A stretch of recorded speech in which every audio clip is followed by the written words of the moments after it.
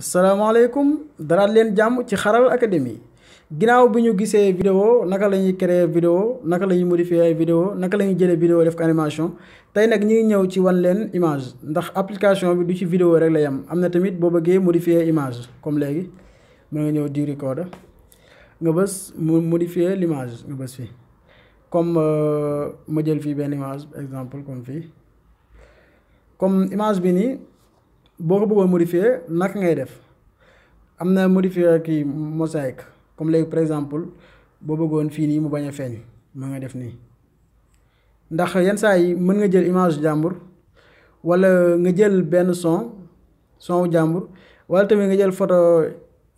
logo benn chaîne ak yooyu seen télé wala comme nii rek ngay def logo bi dootul feeñ beneen bis topp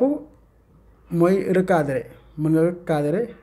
comme boo bëggoon am loo si wàññi mën nga def nii recadrer ko beneen bis topp tamit am na tamit pinceau comme boo si bëggoon bind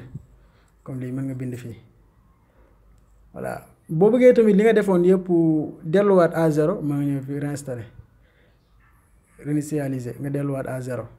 li moo nekk pàcc bi nga xamante ni moom lañ jagleel image boo defee sa modification pare rek fii ngay bës nga bës fii nii enregistrer boo enregistré léegi dugg na ci sa téléphone moo nekk nii boo ko bëggee modifier waat mën nga bës fii rek modifier voilà li moo nekkoon suñu tutoriel bu tey ma yaakaar ni jariñu ngeen si bu baax di leen dig daje ba beneen tutoriel bii di ñëw merci